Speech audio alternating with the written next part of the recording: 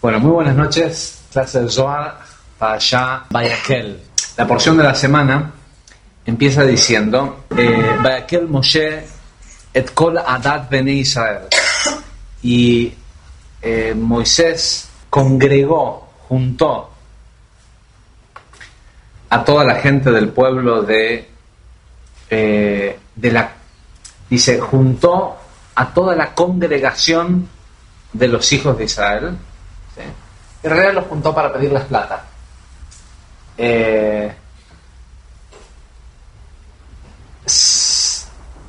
Lo que vamos a leer, lo que se lee tradicionalmente en la porción de esta semana, si uno lo toma literalmente tal como aparece en la Torá, podría tranquilamente, si ya estuvo en la porción de Trumá, se la podría saltear, porque esta porción de la Torá es prácticamente idéntica a la porción de Trumá, ¿sí? En Trumá, Dios le dice a Moisés, haceme un favor, decirle a la gente, a todos aquellos a quienes su corazón los lleve a hacerlo, decirles que junten plata, oro, esto, lo otro, para hacer un mishkan, para hacer un tabernáculo, que era esta especie de templo móvil que tenían en el desierto. Entre la porción de Trumá y esta porción, que son prácticamente idénticas, tenemos el episodio de el becerro de oro, ¿sí? El famoso becerro de oro, que aquellos que ya tomaron la clase de la semana pasada, hablamos de qué fue lo que pasó, cómo pasó, qué era en realidad esta energía del becerro de oro. La cosa es que después del episodio del becerro de oro, que terminó causando la muerte de muchísima gente en el campamento, Dios le dice a Moisés otra vez, le dice, junta a la gente de la congregación de Israel, ¿sí? Y pediles que traigan los elementos necesarios para hacer el Mishkan. Si bien la porción es prácticamente idéntica, tiene dos cosas en las que difiere. Una es este concepto de... Está sin tocar. Uno es este concepto de pedirle ahora únicamente a la congregación, ¿sí?, del pueblo, de los hijos de Israel, versus anteriormente que le había dicho a quien sea, a quien su corazón lo lleve a dar. ¿Y cuál fue la diferencia? Que muchos de aquellos de quienes participaron en la colecta inicial eran estas multitudes mixtas, los Erev Rab, ¿sí?, que habían salido, eran magos egipcios que habían salido de Egipto junto con el pueblo de Israel, y vieron un beneficio en participar y tener parte en el Mishkan, porque se dieron cuenta que seguramente haber participado te daba cierto mérito, y como esto iba a ser una herramienta para bajar una cierta luz, una cierta energía, valía la pena involucrarse, ¿sí? Sin embargo, esta misma gente más tarde, cuando vieron que Moisés estaba retrasado y no llegaba, ¿sí? Acá es como sabemos que Moisés era judío, porque estaba tarde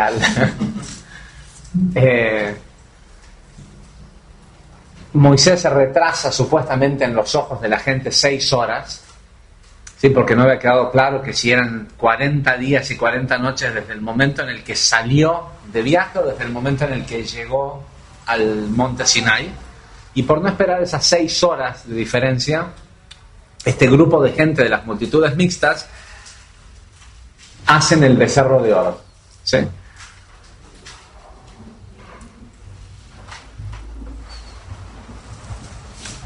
Yo la verdad les pido disculpas a los que están acá por primera vez, porque hay muchos conceptos que específicamente a esta porción de Zohar si uno no tiene una cierta cantidad de conocimientos o de herramientas básicas, mucho de lo que estoy diciendo se oye. Cuando digo Israel, seguro están pensando en el pueblo judío, y la mayoría de la gente que estudia Kabbalah ya conoce qué significa, cuál es la diferencia entre el grupo de almas que constituye Kol Adat Bene Israel, ¿sí? La congregación del pueblo de Israel. Y la verdad que no da el tiempo para elaborarlo.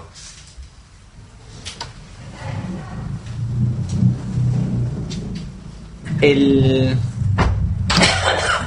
Zohar de la semana empieza hablando inmediatamente, cuando habla de la separación que Moisés hace ahora entre llamar solo juntar a la congregación, que es interesante porque incluso la palabra Bayakel, ¿sí? Viene de Kaal, ¿sí?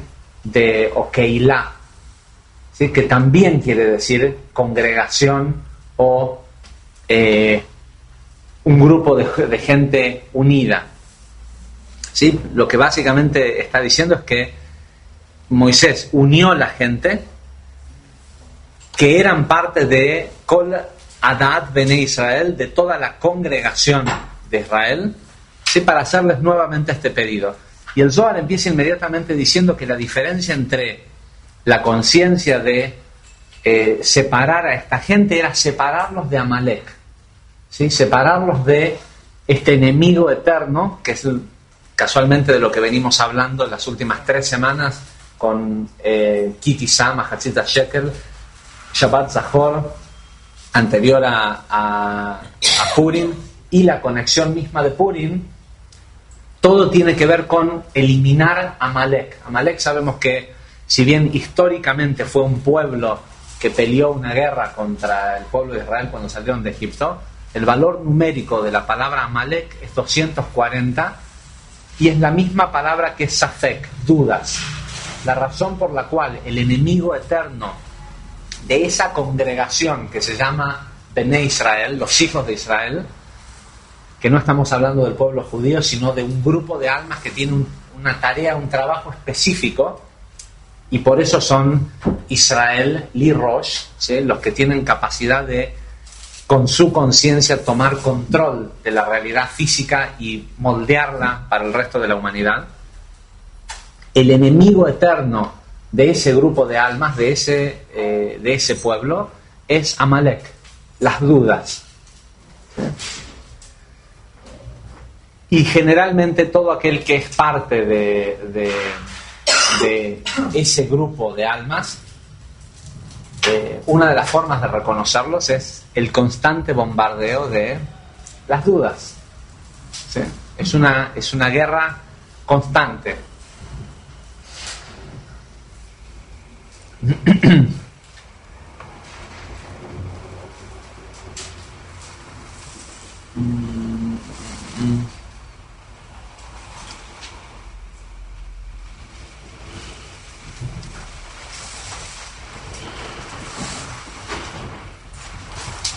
Okay. Y acá el Zohar explicándonos todo este tema de el daño que los Erev Rav, que estas multitudes mixtas le produjeron al campamento de Israel, porque hubieron muchísimas muertes. El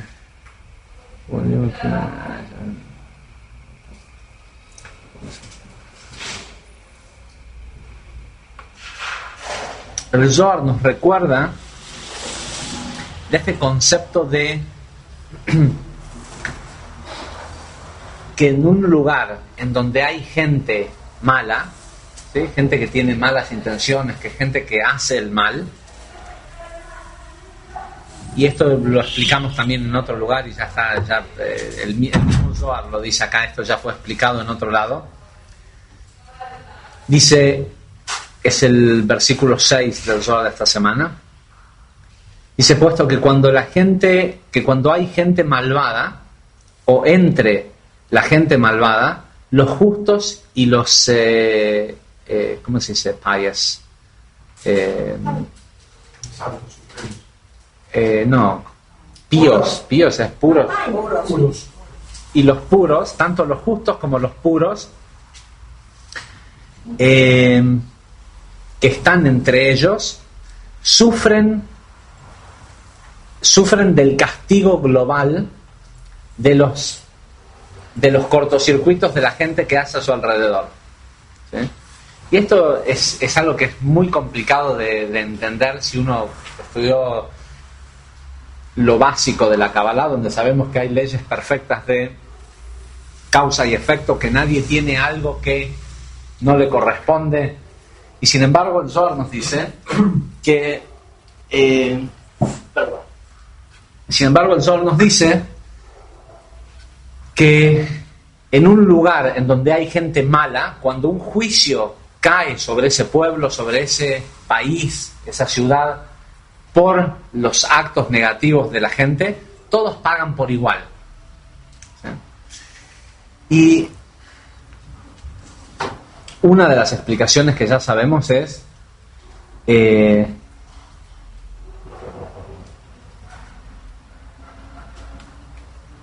tenemos una obligación de elegir el lugar en donde vivimos con cuidado. ¿Sí?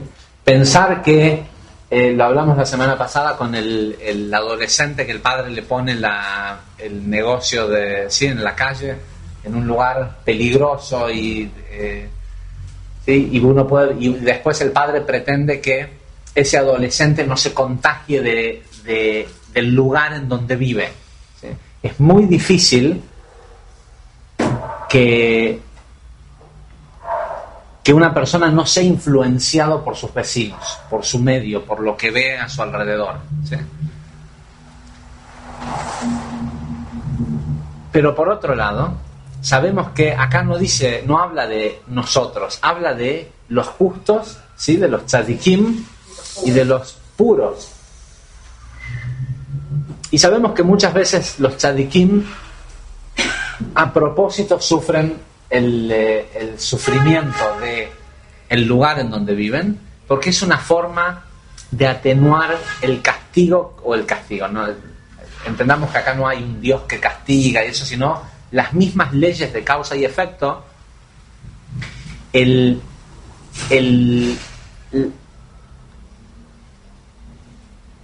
hecho de que una persona no puede recibir el efecto de un tercero, y cuando esa persona que no merece ese efecto se pone en la posición en donde es receptor en general del tikkun que se genera por esa ciudad, por ese lugar en donde la gente vive, y la persona lo acepta, decide tomar, van a tener que sentarse en la primera fila, como los buenos estudian.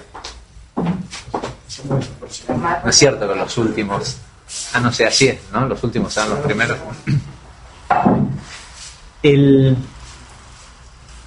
Esto es parecido al concepto como cuando una persona va a visitar a un enfermo y sabemos, el Zohar nos dice que una de las formas que tiene una persona para ayudar a sanar a otra persona es ir a visitar al enfermo y sentir el dolor del enfermo. No es ir y sentir lástima por el enfermo, es meditar en sentir literalmente el dolor que tiene esa persona que está enferma. ¿Por qué? Porque si yo siento ese dolor de la enfermedad de otra persona, a mí ese dolor no me corresponde. ¿Sí? No es parte de mi vida, no es mi tikkun.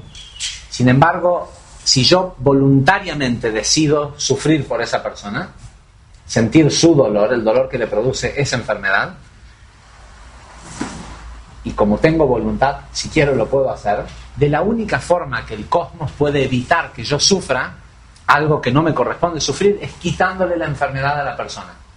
Y de hecho, el Zohar dice que 60 personas que van a visitar a un enfermo con esta conciencia lo pueden curar de lo que sea que la persona esté enferma.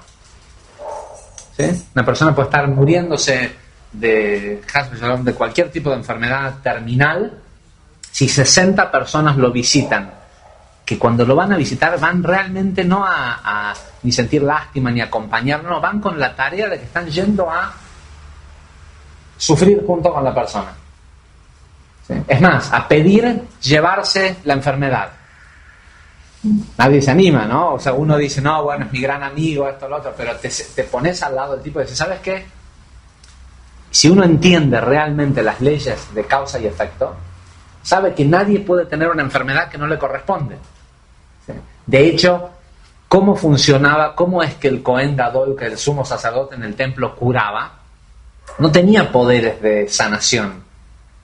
Nosotros hoy pensamos en los curanderos o en la gente que tiene poder de sanar, que es algo como una especie de don divino que tiene de, no sé, de bajar alguna energía, hacer algo especial que cura a la gente.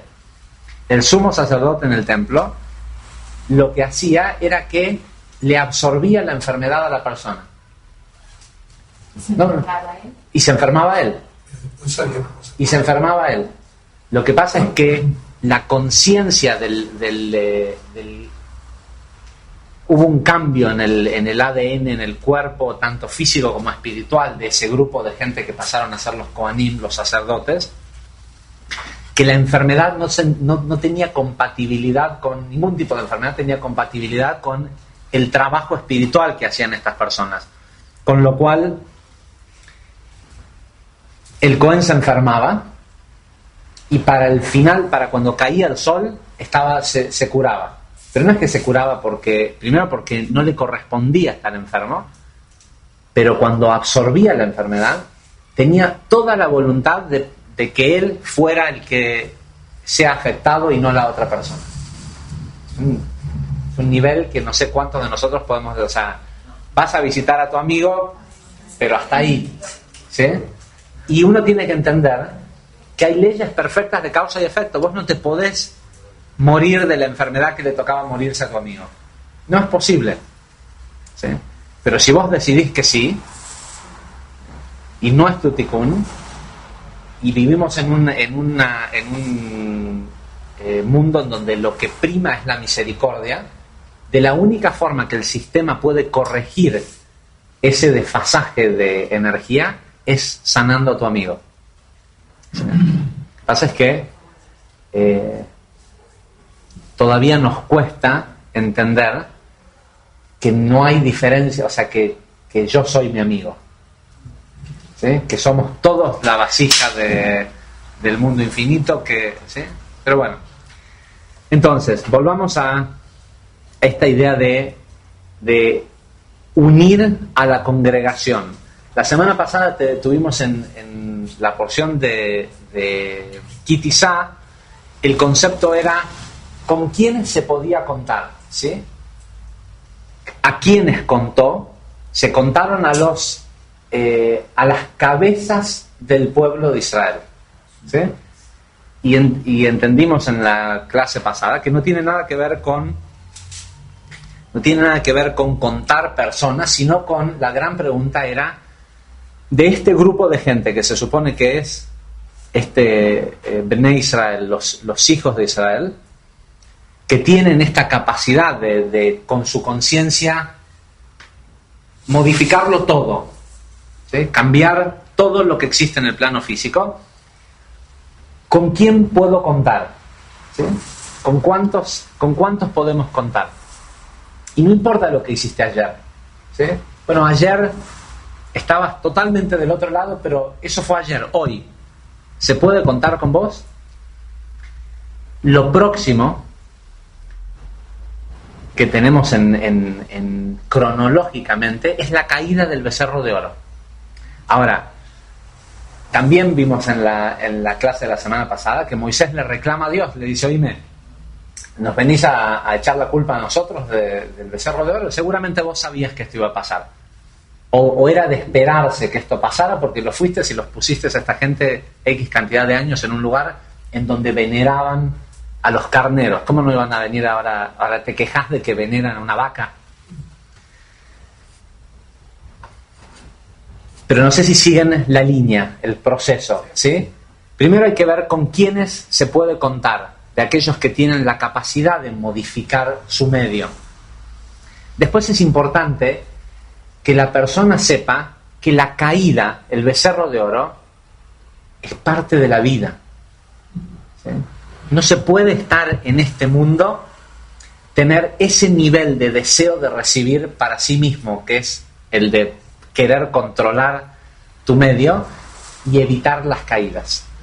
La caída es parte del juego. El problema es qué haces después. ¿Sí? Reunís, ¿sí?, aquellas cabezas que son las que sirven y seguís con el propósito, o te quedás con la caída, ¿sí?, con la bancarrota, con el divorcio, con lo que sea que es la caída, con el cortocircuito que venís haciendo dieta hace 2 meses y te fuiste 3 días de viajes y en 3 días comiste todo lo que... ¿Sí? ¿Y qué haces? ¿Te quedás con que listo, ya no vas más al gimnasio? ¿O es hoy lo que cuenta? ¿Sí?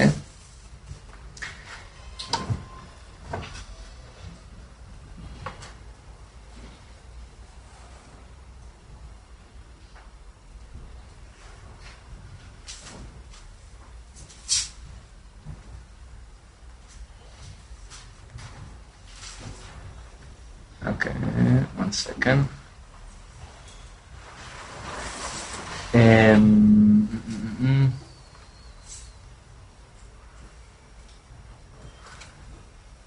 Bueno, y acá otra vez explica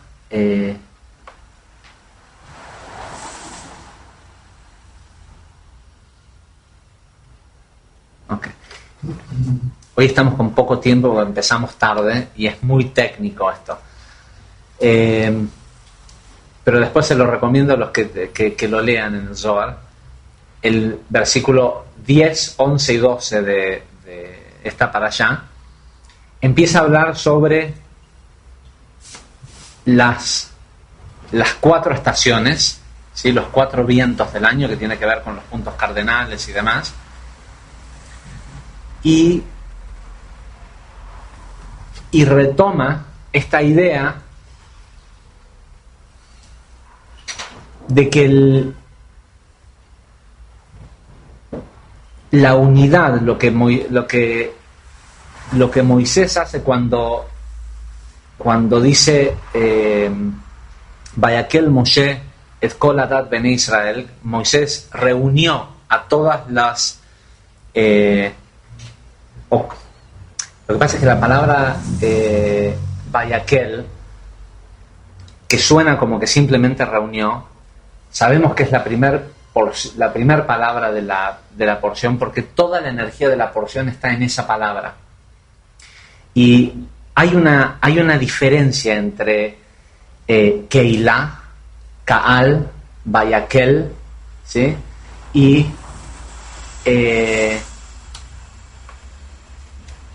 y el concepto de Adat Bene Israel. Adat Bene Israel quiere decir congregación del pueblo de Israel, pero eso es simplemente un grupo de gente. Vayakel es gente unida, ¿sí? La diferencia entre el concepto de Keilah y Adat es... ¿Se entiende lo que estoy diciendo? O sea, uno puede tener un montón de gente en un mismo cuarto, pero eso no quiere decir que se conozcan entre ellos, que haya unidad, ¿sí? Alguien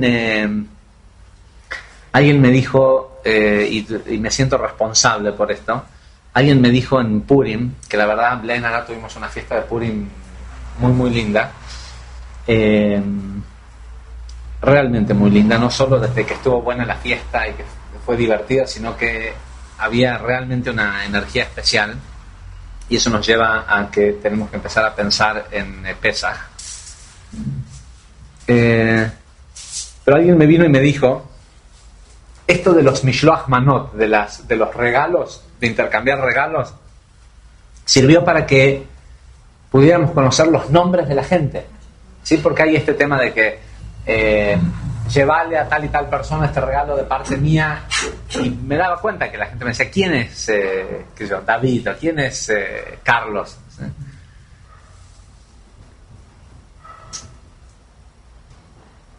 Y creo que es una pequeña alarma, ¿sí? ¿Cómo se dice? Una alarma, no una alarma, un llamado de atención.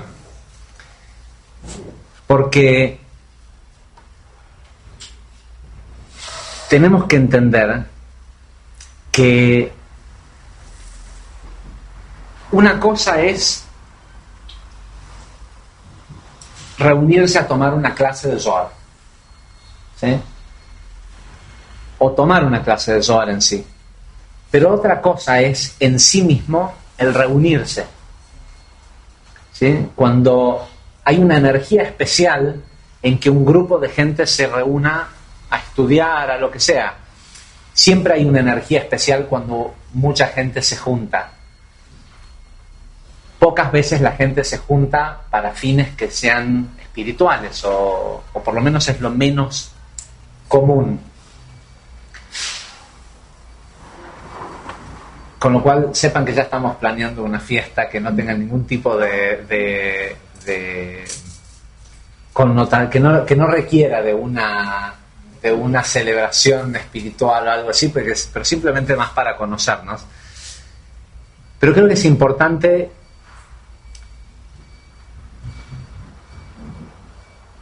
entender que en el círculo, en el espiral del tiempo, muchas veces en nuestras vidas nos ha tocado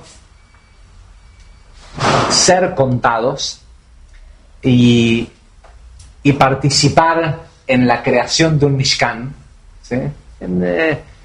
Sea haber, no sé, ayudado a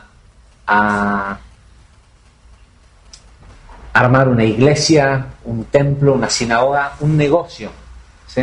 Muchos de nosotros hemos armado grupos de gente y hemos hecho empresas o negocios que no resultaron, ¿sí? Donde al final te diste cuenta que habían estos Erev Rab, Mixed Multitude, ¿sí?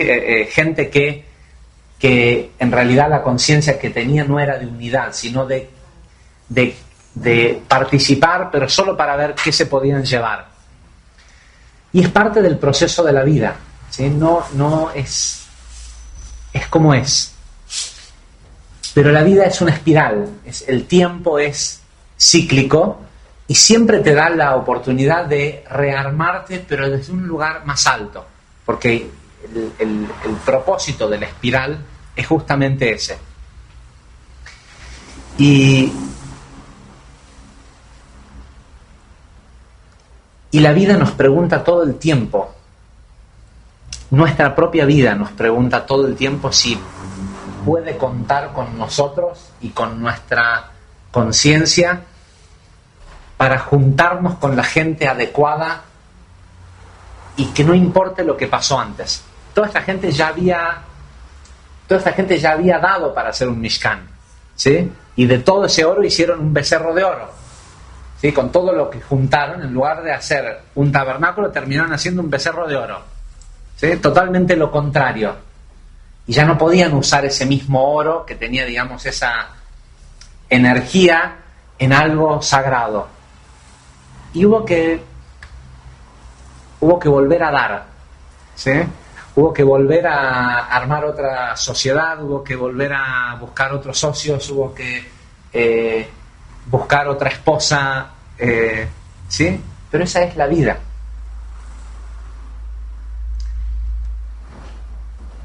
Y la gran pregunta siempre es, ¿desde qué lugar lo haces? ¿Sí?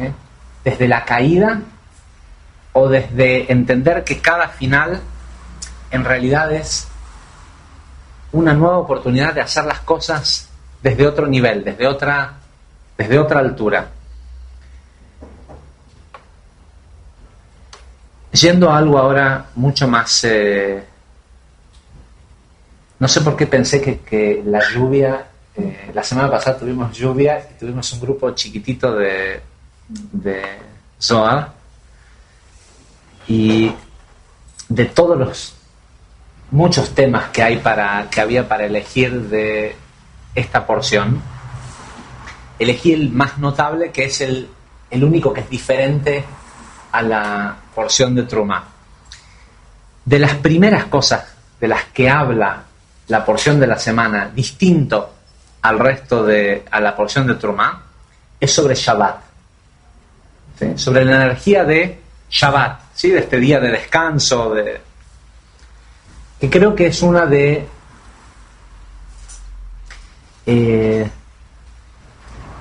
si uno puede decir que la religión judía pudo corromper, como todas las religiones lograron en cada una de sus espiritualidades, corromper la esencia de la espiritualidad misma, ¿sí? Porque de todas las religiones que existe hoy, empezaron un día como un camino espiritual. Si hay un eje de donde uno puede decir, acá es donde esta religión llamada judaísmo manipuló totalmente el concepto de lo que era la energía y lo espiritual que estaba disponible para todo el mundo, y lo terminó haciendo un pequeño culto para un pequeño grupo de gente, es a través de Shabbat, ¿sí? Más aún porque en el tiempo aquellas facciones más religiosas o ortodoxas se encargaron de hacer que Shabbat y el cuidar Shabbat o no sea el punto de referencia para saber si una persona eso no es parte de este pueblo de Israel, ¿sí? De más separación, digamos. Sí, es el gran... Hay dos grandes puntos de separación dentro de, digamos, olvidémonos de lo que nosotros entendemos que quiere decir pueblo de Israel. Dentro del judaísmo hay dos grandes puntos de separación que son Shabbat y Pesach. Rabbi Ovadia Yosef, el ex Rosh LeZion, como si fuera el Papa, el rabino más alto de Jerusalén, hace unos años atrás, dijo que aquel judío o aquella persona que cree que es judía, que no cuida Pesach, ¿sí? Que no limpia Hametz y que no hace apropiadamente Pesach, no debe ser considerado judío, ¿sí? No te tenés que ir muy lejos, acá también, si no sos genuino.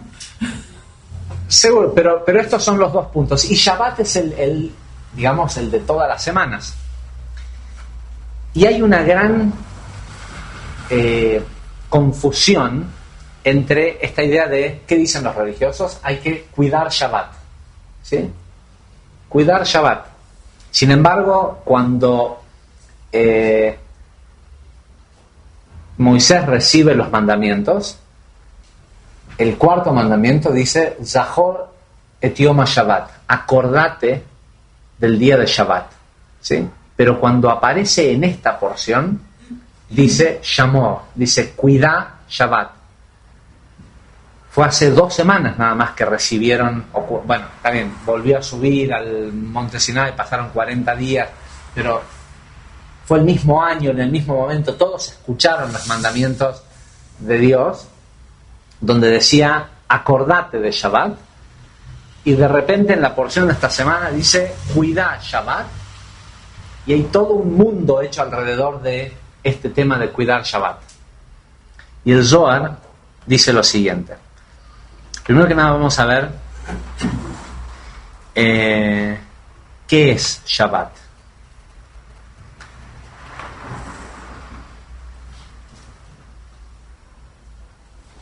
Y es algo sumamente... hay una explicación larga, surge en el Zohar de esta semana, desde el versículo 175 al 182.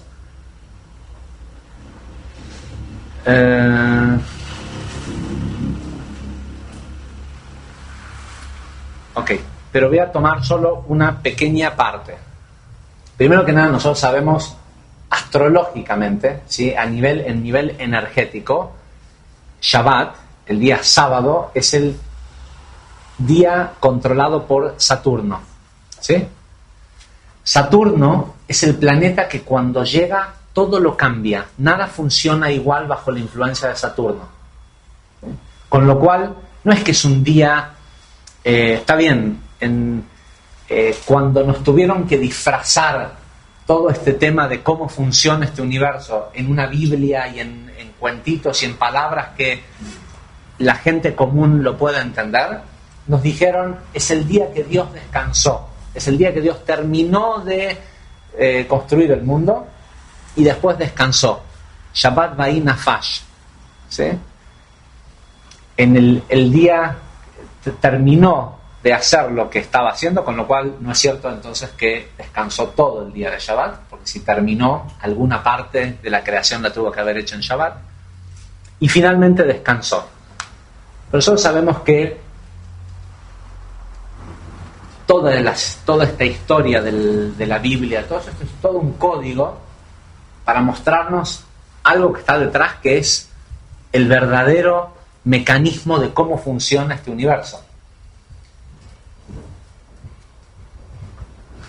¿Qué quiere decir que Shabbat es el día de descanso, que es un día distinto al resto de los días?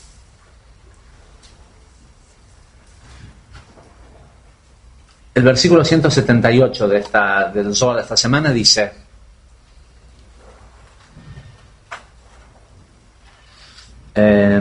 empieza anteriormente diciendo de que hay días de la semana. El 177 dice, ven y ve lo grandioso que hay detrás de este hecho, de este tema. Todos los 6 días, ¿sí?, que son Hesed, Gvurah, Tiferet, Netzachot y Yesod, ¿sí?, desde Zeir Anpin, las 6 Sefirot, ¿sí?, ¿cómo se dicen? Chakras. Estos días de la semana que representan las 6 Sefirot, ¿sí?, de domingo a viernes, dice, son las Sefirot de Zeir Anpin, de la luz. Todas están unidas en el secreto de un solo punto, y ese punto es Malhut, ¿sí? Shabbat, nosotros sabemos que el 7º día corresponde a Malhut y a lo que es el nivel físico, ¿sí? Con lo cual, todos los otros días de la semana de alguna forma son metafísicos. Acompáñenme en esto. Si bien en la realidad, en lo físico es totalmente al revés, que los días de la semana son 100% físicos y Shabbat es un día de conexión metafísica o espiritual. Si nosotros entendemos que los días de la semana, el domingo corresponde a Hesed, el lunes a Gvurah y así sucesivamente, hasta llegar al viernes, que es Yesod de Zeir Anpin, y todos se unen en Malhut, de alguna forma, todos los días de la semana son metafísicos. ¿Qué quiere decir metafísico? Son de energía potencial. ¿Cuál es la diferencia en nuestra vida real entre lo metafísico y lo físico? Que lo metafísico es cuando algo todavía está en su nivel potencial y eventualmente se manifiesta en Malhut, en nuestro plano físico, y ahí se convierte en algo físico. Del pensamiento a la acción. Del pensamiento a la acción.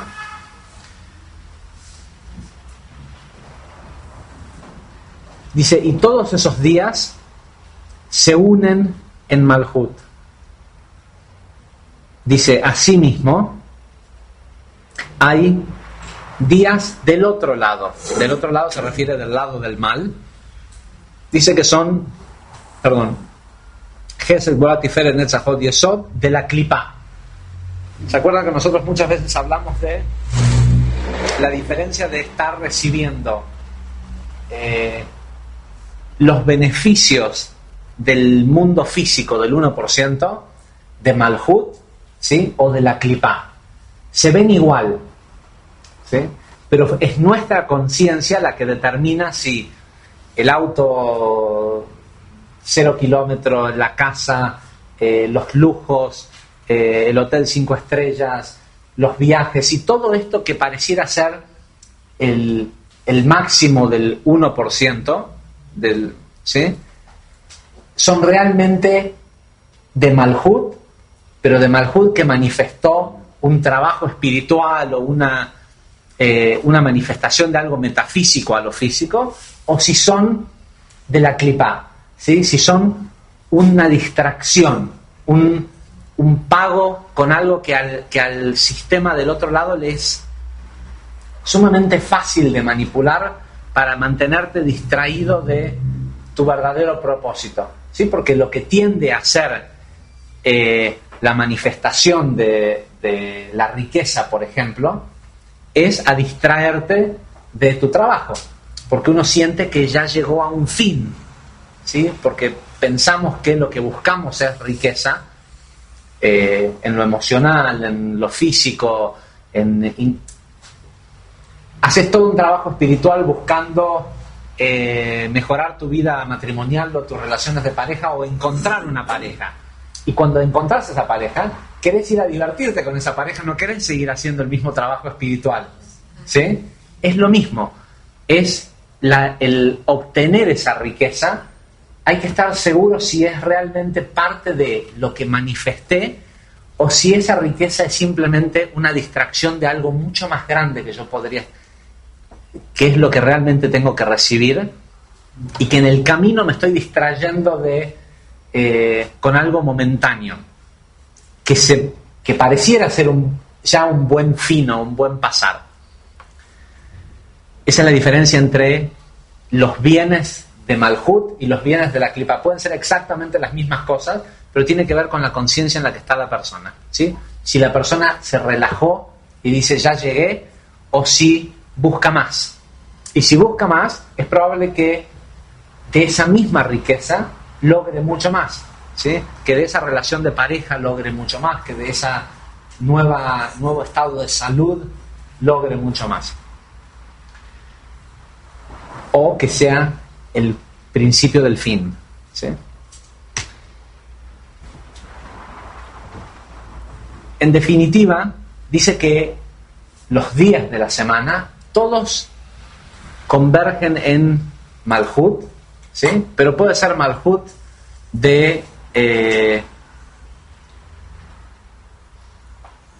puede ser la manifestación del Zeir Anpin en Malhut o de la Klipá en Malhut. Y después dice lo siguiente, dice ven y mira.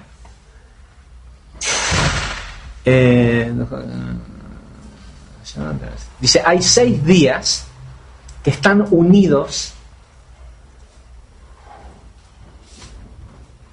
que son estos que mencionamos anteriormente, y se unen en ese punto que se llama Malhut de Malhut. O sea, si la persona no está viviendo el Malhut de la Klipá, si la persona está disfrutando de lo que le da la vida, pero siempre con la conciencia de no es suficiente, ¿sí? No por una cuestión de ambición, sino si la persona entiende que la verdadera conexión con Malhut de Malhut proviene a través del camino espiritual, también sigue trabajando a pesar de que tiene.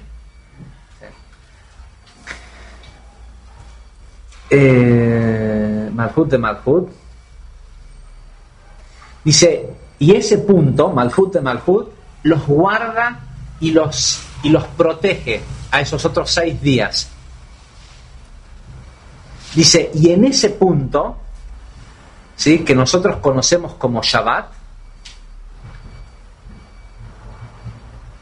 todos los días son coronados, ¿sí?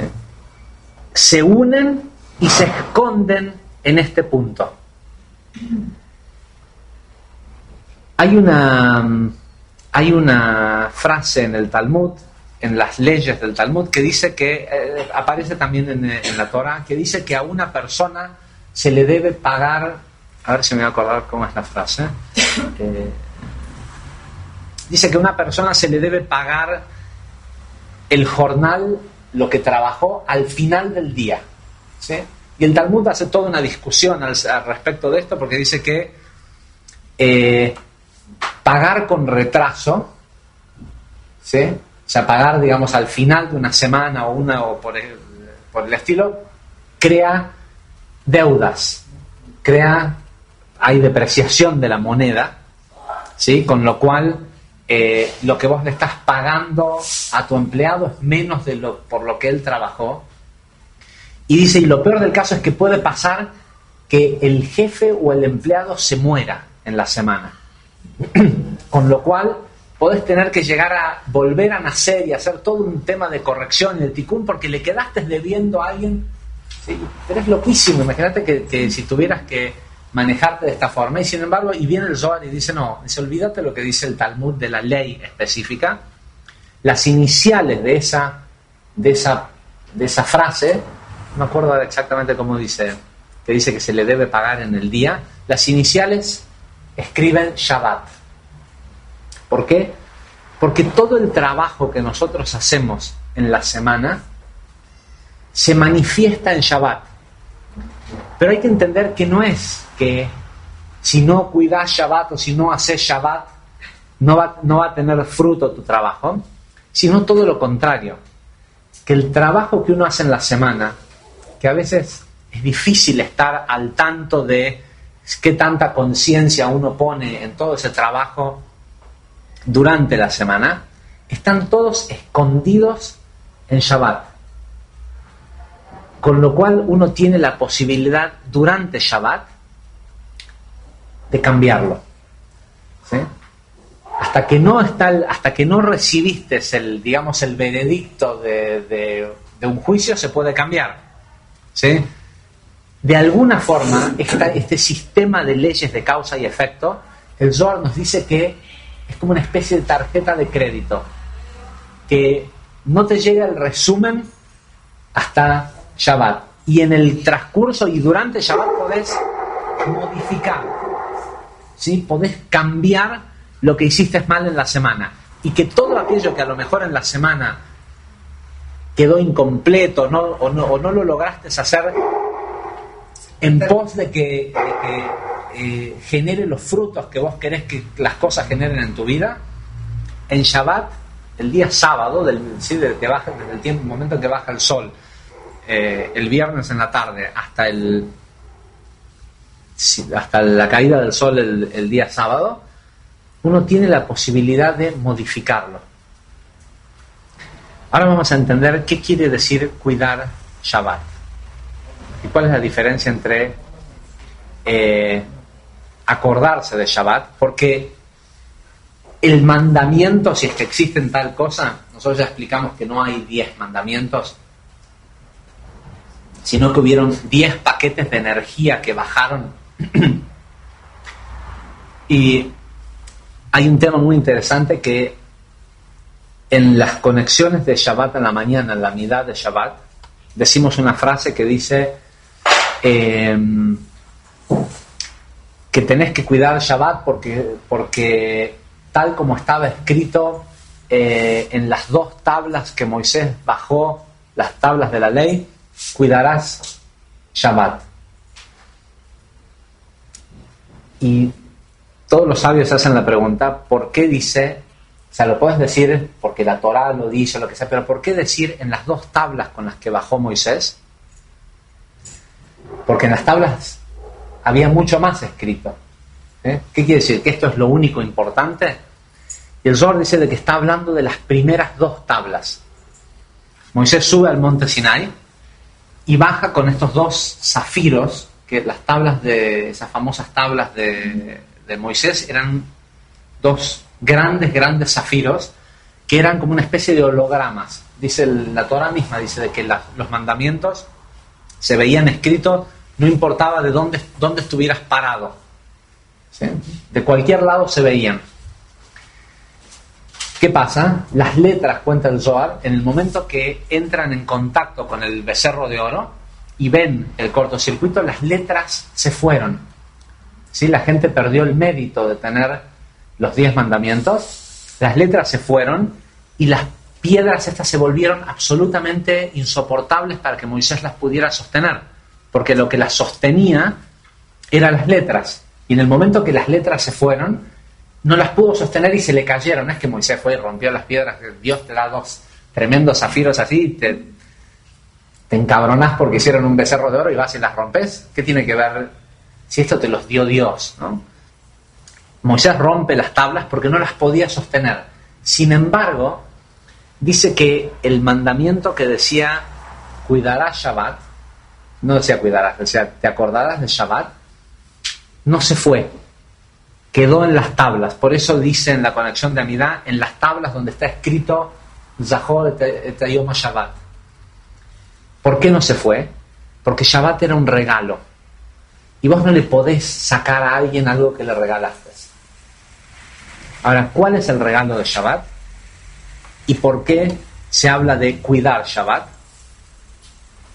¿O de dónde surge la idea de cuidar Shabbat? No estoy hablando del por qué hoy la gente religiosa dice que cómo se cuida Shabbat.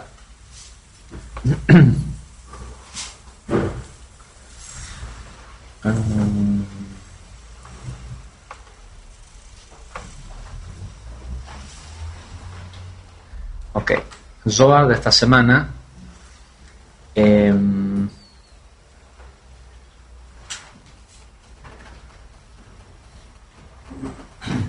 183.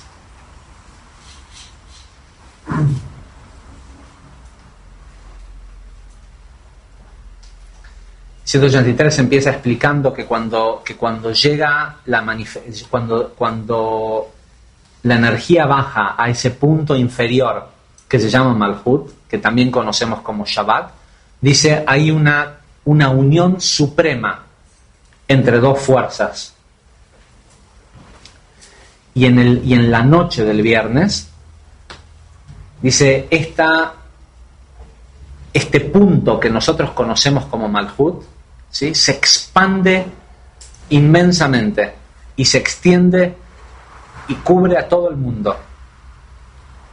Dice, y en ese momento, todos los que dominan sobre la limitación de lo físico son removidos y todo el mundo es protegido por esta energía de Shabbat.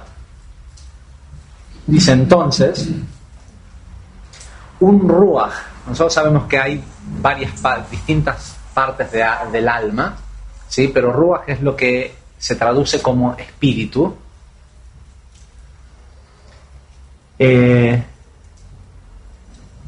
Dice, un Ruach o un espíritu de alma es agregada, ¿sí?, es como adicionada sobre esa gente que se llama Israel. Dice, a cada uno de ellos. Si nosotros hablamos de que hay distintos tipos, hay distintas naciones, y hay una nación que se llama Israel, que no es necesariamente los judíos, ¿sí?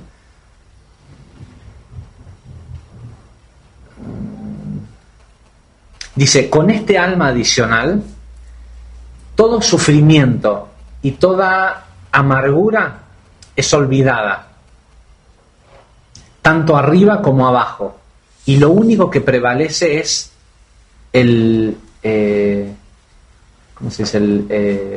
la felicidad. Dice, ese ruaj que desciende, dice, se pega sobre los habitantes, dice, y los limpia y los perfuma, dice, como si estuvieran en el jardín del Edén.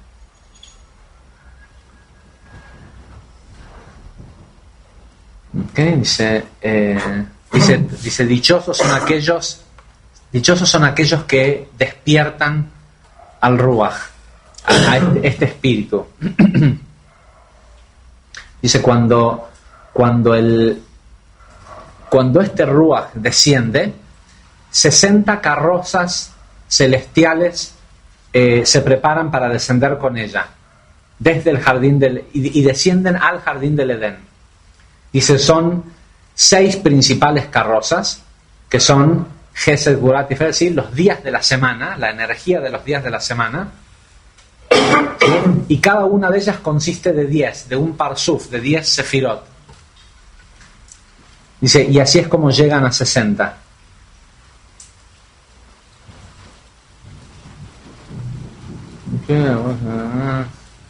Es sumamente técnico, pero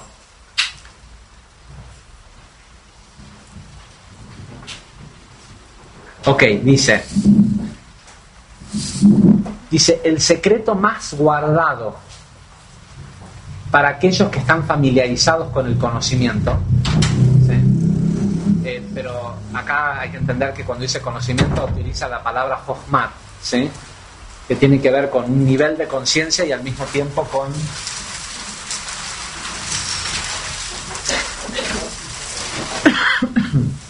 un nivel de conciencia y con la sabiduría de lo oculto, ¿no?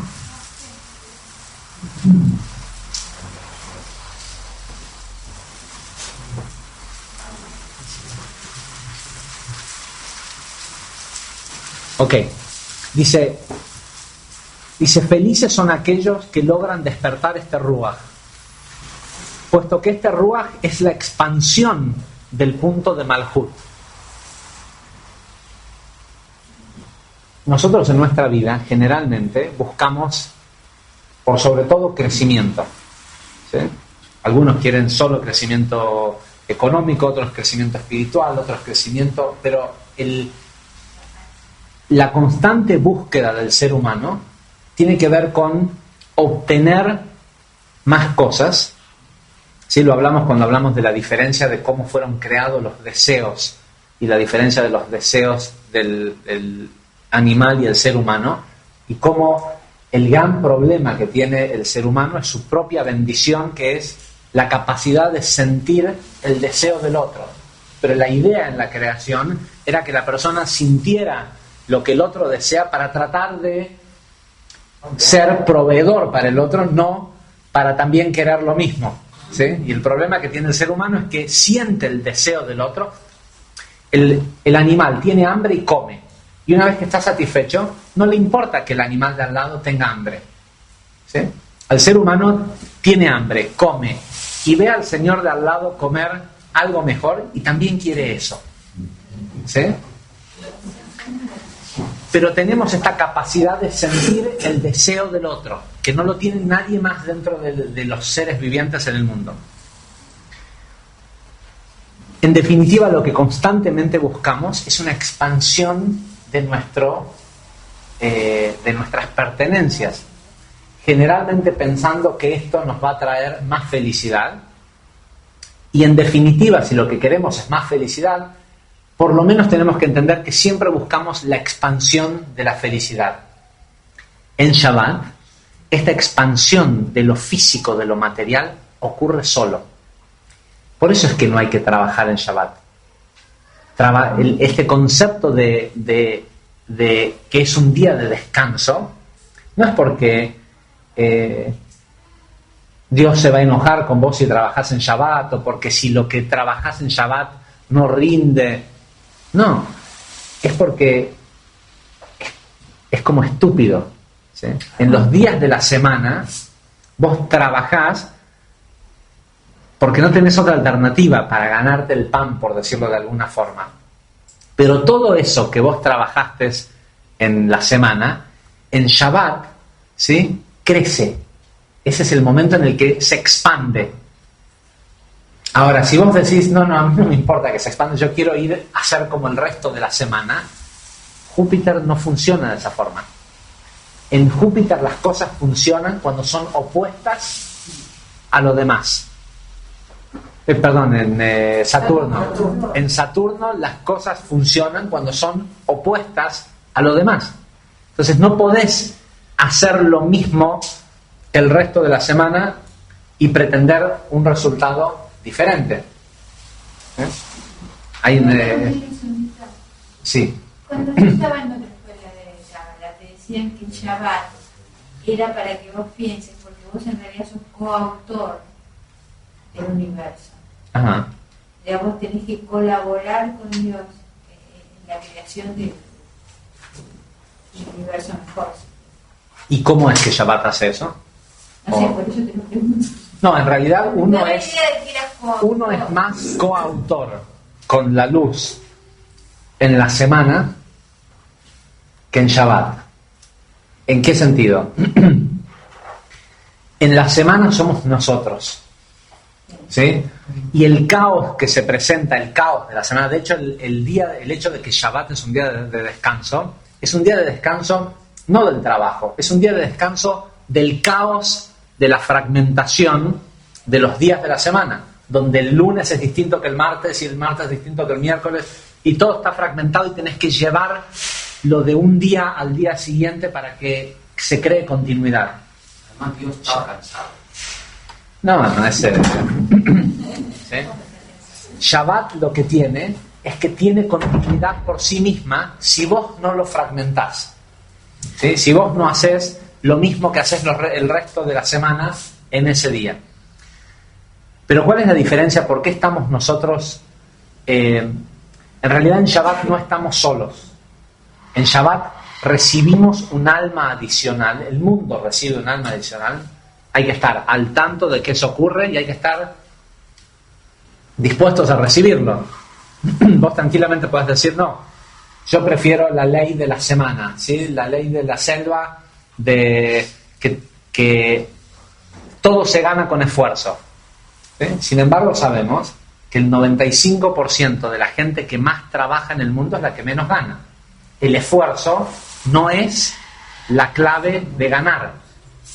¿Sí? Toda esa cosa que nos enseñaron de que hay que esforzarse y hay que esto. No, el esfuerzo no es... El universo te muestra que los que más trabajan físicamente, los que más se esfuerzan, son los que menos ganan. ¿Sí? Con lo cual, uno puede seguir repitiendo lo que nos quisieron hacer creer o puede empezar a tratar de ver que el sistema funciona de otra forma. ¿Y cómo funciona el sistema? El sistema funciona desde las semillas. ¿Sí? Y Shabbat es la fruta de la semana anterior y la semilla de la nueva semana. Con la diferencia que tiene un abono especial, que es este ruaj, este espíritu adicional que baja sobre la tierra, donde lo físico, ¿sí?, deja de tener la energía de fragmentación. La mesa de tu casa, ¿sí?, donde comes todos los días, en Shabbat se llama Shulchan Shabbat. No es la mesa de tu casa. Uno cuando se sienta a comer una seudá de Shabbat, se dice, en las bendiciones que se hace, se dice en esta mesa de Shabbat. ¿Sí? Porque no es la misma mesa de todos los días. Porque el regocijo que uno tiene de una comida, de festejar algo en Shabbat a otros días de la semana, no es lo mismo. Sé que estamos sobre la hora, pasados, pero creo que está bueno. Denme 10 minutos más. O levántense y váyanse. Se pone jugoso ese al final. Mira, vamos a lo jugoso, vas a ver que se quedan.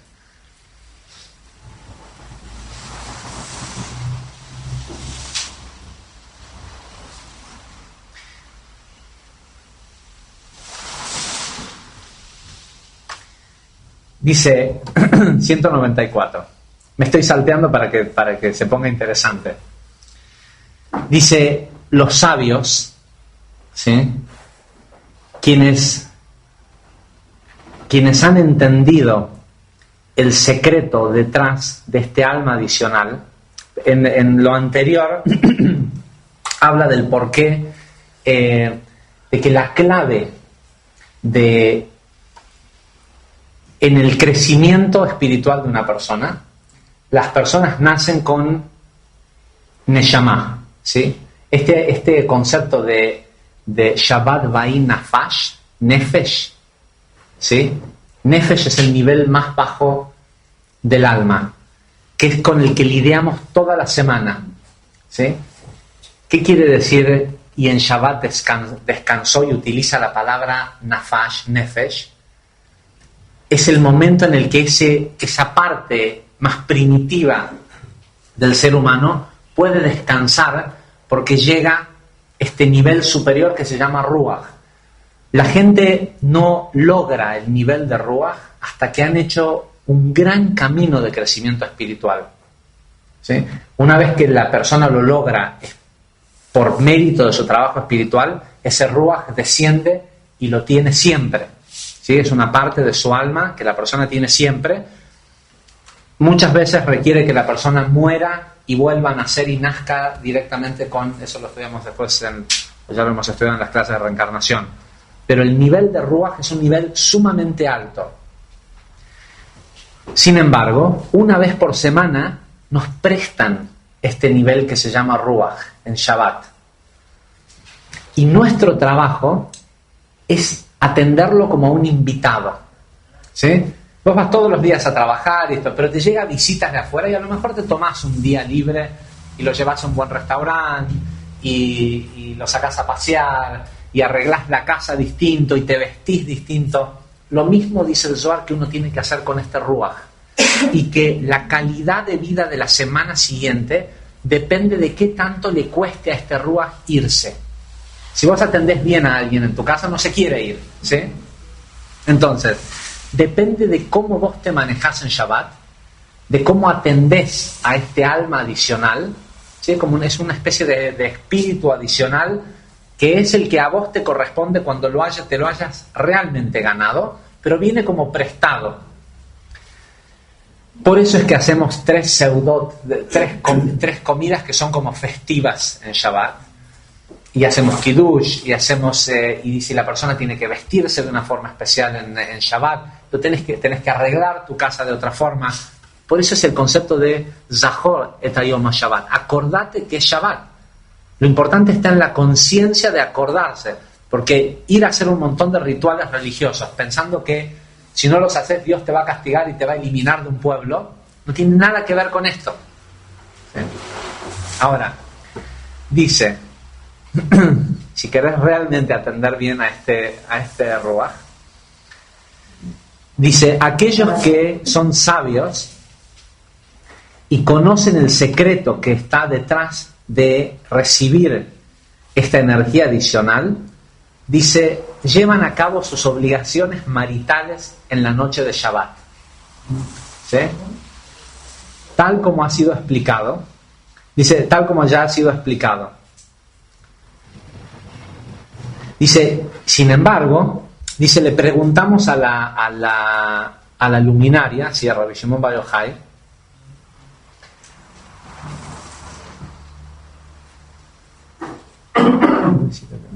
dice, puesto que hemos visto que la corona inferior, que es Malhut, recibe lo que ella recibe del Zeir Anpin a través de una copulación durante el día, sí, porque es en la hora es en las horas de la mañana en las que está la mayor conexión, donde hay más luz para Malhut, ¿sí? ¿Se entiende cómo es? O sea, si uno lo considera, si lo ve desde el punto de vista de la naturaleza, ¿cuándo recibe más conexión Malhut de Zeir Anpin, que es el sol? Durante el día, ¿sí?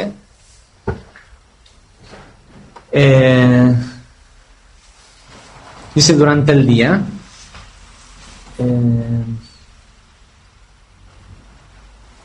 Dice, y en la noche ella le da sustento a sus ejércitos, tal como está dicho en el verso de Mishlei 31:15.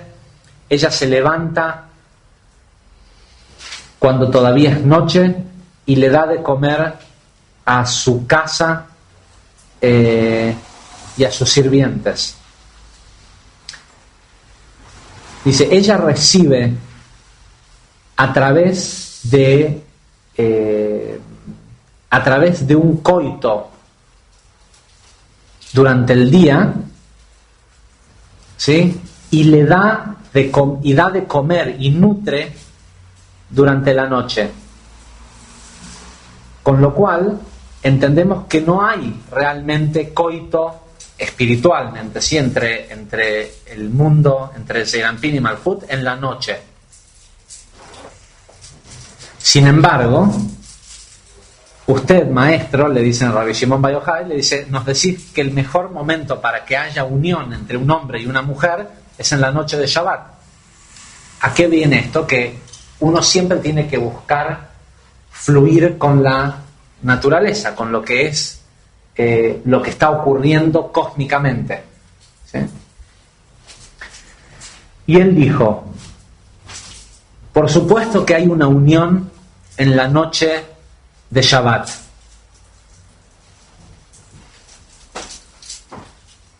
Dice, no solo que hay una unión, sino que cuando dice que Malhut le da de comer a su casa, en realidad a lo que se refiere es a que distribuye las almas durante la noche. Y aquellos hombres sabios saben que conocen el secreto de este verso y saben que el momento en donde lograr el mayor mérito de conexión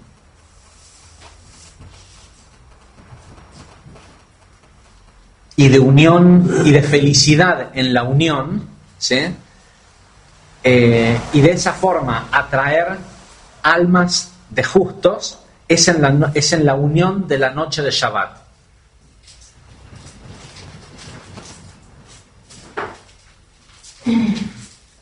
Dice, esto también ocurre después de la mitad de la noche en los días de la semana, pero no está completo desde todos los lados, desde arriba y desde abajo, como en la noche de Shabbat. Lo que pasa es que anteriormente nos salteamos una sección en donde dice que este Ruach lo que hace con nuestra semana es que dice que la divide y la pone en forma opuesta y hace que brille hacia arriba y hacia abajo. Que todo el mérito del trabajo que nosotros hicimos genere, o sea, ¿qué quiere decir brilla hacia arriba? No, quiere decir que despierte,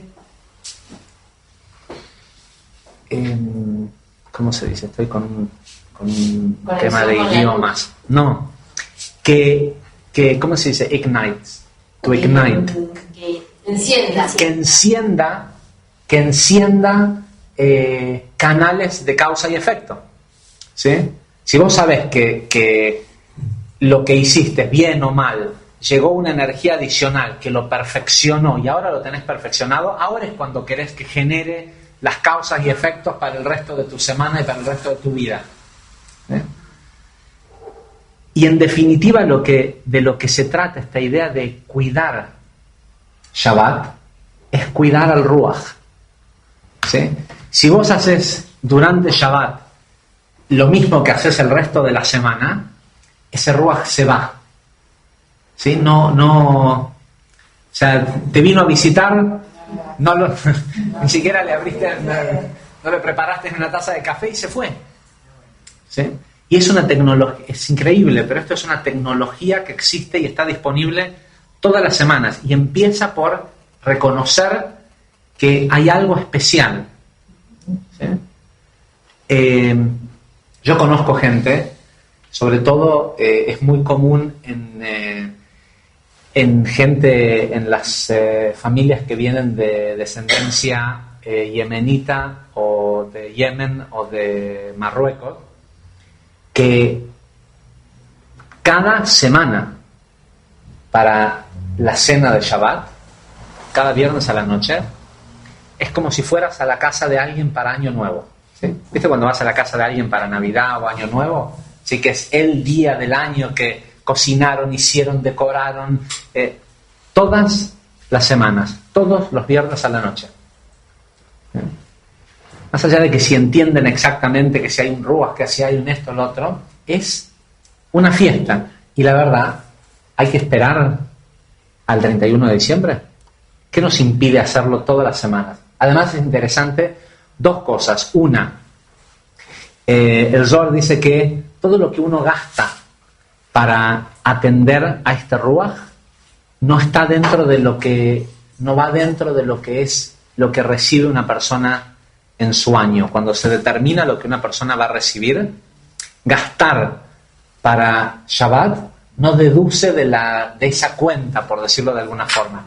Número 2, para las señoras, señoritas, el que engorda es el ruach. Dicen que la comida de Shabbat no engorda. Literalmente, porque uno no lo hace, tiene que ver con la conciencia, ¿no? Que uno, si uno está festejando o haciendo lo que sea, acordándose de que es para satisfacer el ruach, o si uno está metido en el 1% dándole a los fierros. Me pareció que era interesante. Yo sé que nunca hablamos de temas que son de border religión, pero creo que estamos listos. ¿Se entiende lo que digo? Sí. Creo que estamos listos. Es cuestión de que cada quien decida por su lado avisar con qué se puede contar, ¿sí? Pero estaría bueno volver a tener Shabbat juntos. Así que bueno, hasta acá la clase. Después, muchísimas gracias.